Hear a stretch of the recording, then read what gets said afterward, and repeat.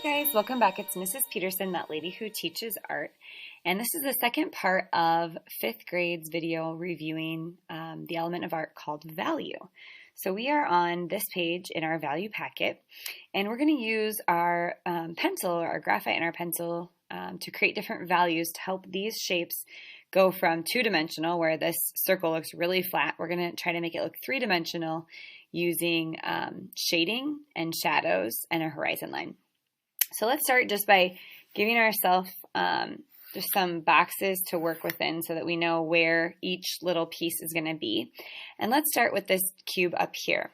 The arrow that I put on here indicates where the flashlight or the light is shining on the cube, and then we're going to talk about which sides would be darkest and lightest according to that. So the first thing I like to do is the horizon line. Remember, the horizon line can go above the object or through the object, but it usually wouldn't go under the object because then it would look like it's floating or flying through the air. So for this one, let's just start with above the object. And then you're going to shade either below the line or above the line. That horizon line already helped us look like we're not floating in space anymore, but it'll look even better, even like a more mature drawing, if we shade in either above or below. So let's just shade. I'm going to use hatching, which is the diagonal lines we just used in the first part of this video.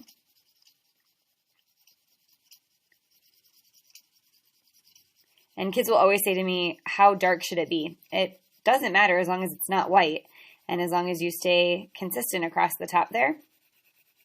I'm kind of doing a light gray, middle gray color.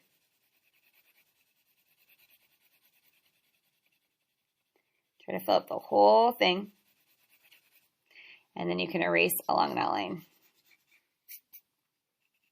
Clean that up. Okay, once I have my horizon line and then I've either shaded above or below it, I can work on my shading, which is on the box. So I'm going to think about if my light is shining from the top left, where it's going to be the darkest and where it's going to be the lightest. So this side is away from the light, so I'm going to shade this in the darkest. And it doesn't have to be black. It's just got to be darker than light gray, because I'm going to have a light gray side too. The top, we're going to leave light because it's getting a lot of light shining on it. And then this side would be getting some. I like to use cross-hatching when I do the sides of cubes, because then you can get all those corners all filled in. Okay. And then we're done with our shading on the object, so now it's time for our shadow. Our shadow is going to come off the shape, usually on the darkest side. It's going to mimic the shape of the object. And so what I like to do is just follow this line right here and bring that out. And then think about that angle right there and bring that same angle back here. And then just come straight down for that shadow. And inside the shadow, I always like to use scumbling. It's going to be darkest next to the object. And you'll remember from just the last video we did, scumbling is a little circles. So I do darkest next to the object. And then it's going to start to get lighter as you get away from the object.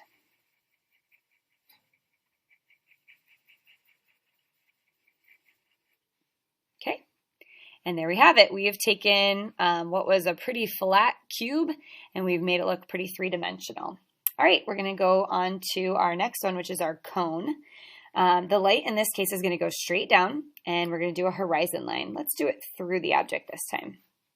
Remember, we don't want to do it under the object because that would make it look like it's floating or flying. And let's color under the line this time.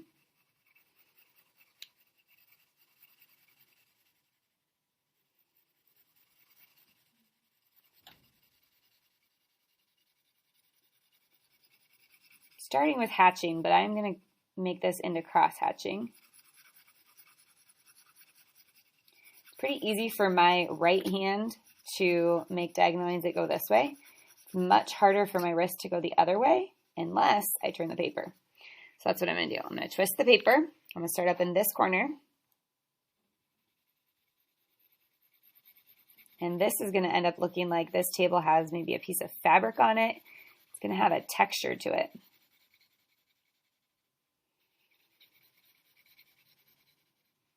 I'm going to keep that shade even throughout. I was noticing there that I didn't go quite as dark as I should have.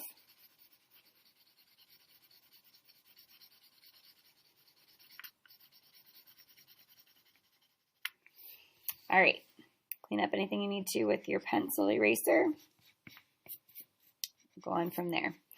I have my horizon line done, and I shaded either above or below. And now I'm going to do my shades, which are on the object. So if my light's shining straight down from the top, it's going to be darkest opposite from that, which is the bottom down here. And this line is going to be curved. So we don't want to make a straight line down here. We want it to be curved to show the shape of the object. It's going to be darkest in that area.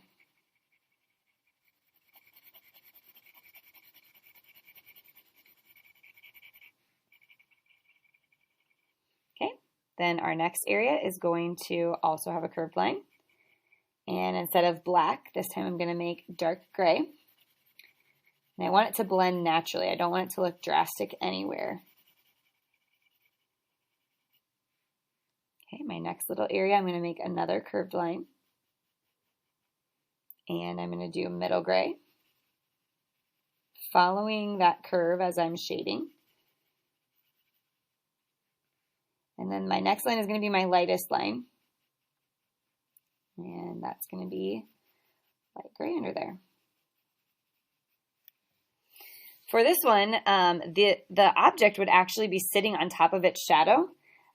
So you wouldn't have any shadow that you actually see because it's just going to cover it right up. So that one is done. All right, let's go on to our sphere.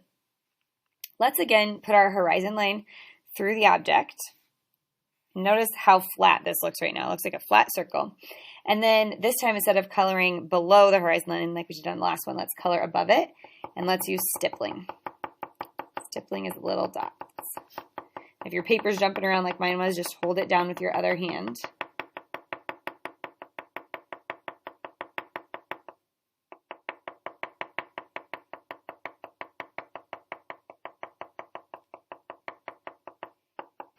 Trying to make sure it's even all the way across there. Okay, and when we're done with that, we're going to add our shading on our object. So it's going to be opposite from the light. If my light is on the top right, then the bottom left is going to be the darkest. Some students want to draw a straight line across here, but what you really want to do is draw a curved line. When you were younger, I would have said a little smiley line, and then do darkest under there. Notice I'm a lot closer to the horizon line on this side than I am over here because I'm down in that bottom corner. Okay, and then make your next one after your black, your dark gray. And again, just like on the cone, we want these to go gradually.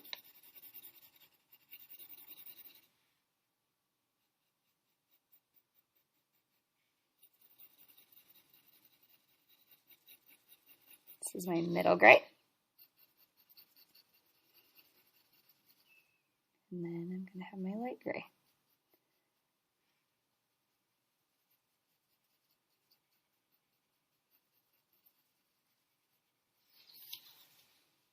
Okay. And that one might come up a little bit more in the corner.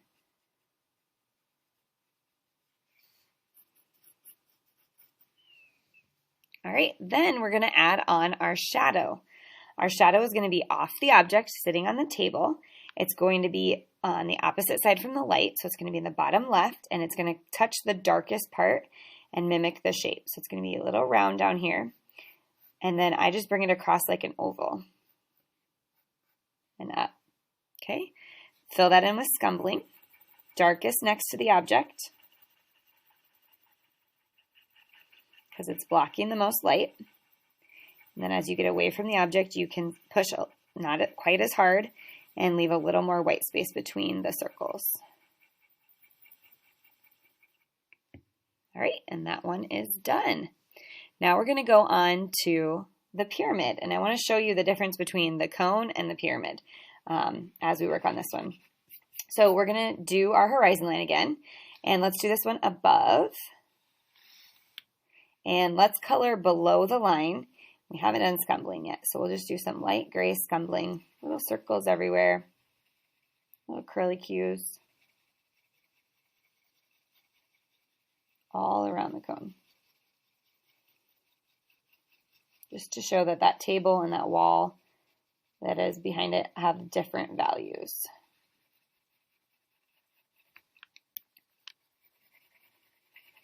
Try to make it even all over there.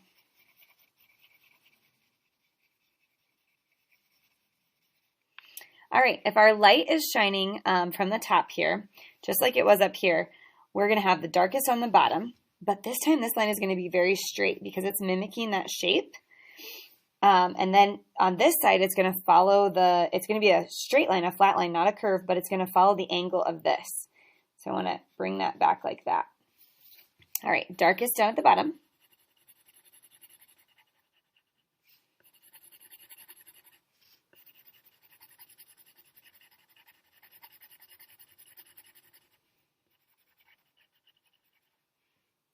Then we're going to have our dark gray. Make sure this angle goes back.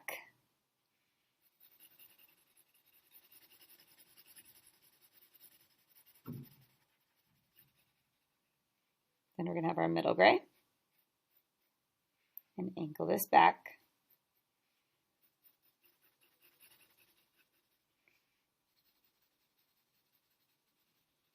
And then we're going to have our light gray. And then angle this one back. This one, just like the last one, is not going to show the shadow because the shadow would be right underneath of the object. So no shadow on that one. All right, two more. Next we have a cube with the light shining up. And in this case, if the light could shine up from the bottom, it's probably sitting on a piece of glass. So our table is going to be the lighter one in this case. Let's draw our horizon line above again. And since the glass table is going to be the lightest, we will just do some hatching up here.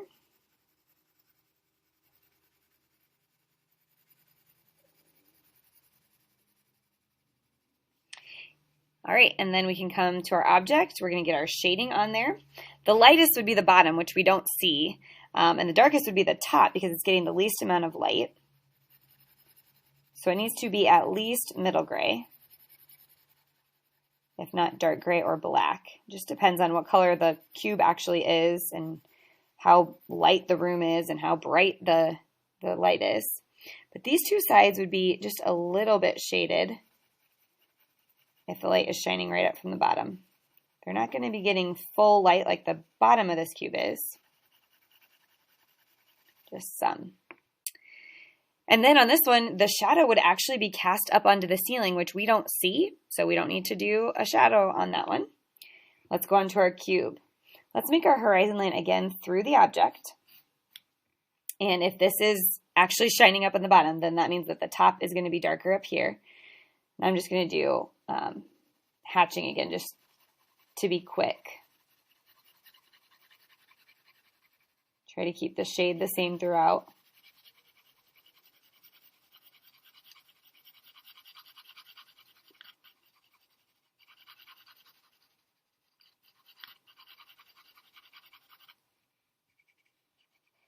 Okay.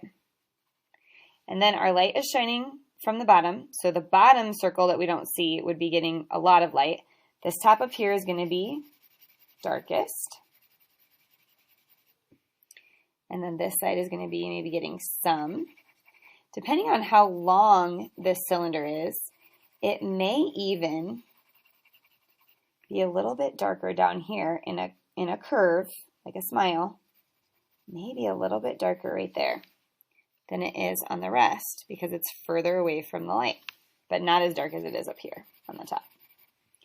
Again, because the light is shining from the bottom, the shadow would be going up to the ceiling and we wouldn't see that. Okay, now that we've practiced these techniques together, you are going to work on this by yourself. With each shape, I gave you the object to copy, and I gave you the space to create your own. You need to get your horizon line. You need to color either above or below it. Do the shades on the object, and don't forget the shadow for each of these objects. And we have all the ones we just talked about. On the cylinder, I did not draw the cylinder for you. You need to try to draw that shape. So you're going to draw an oval on top, two straight lines down, and a curve on the bottom, and then make sure you get the horizon line in and the shadow. When you're done with this, you're going to turn that in, and these pieces that you're doing right here are kind of like your test for this. So I can't wait to see what you create.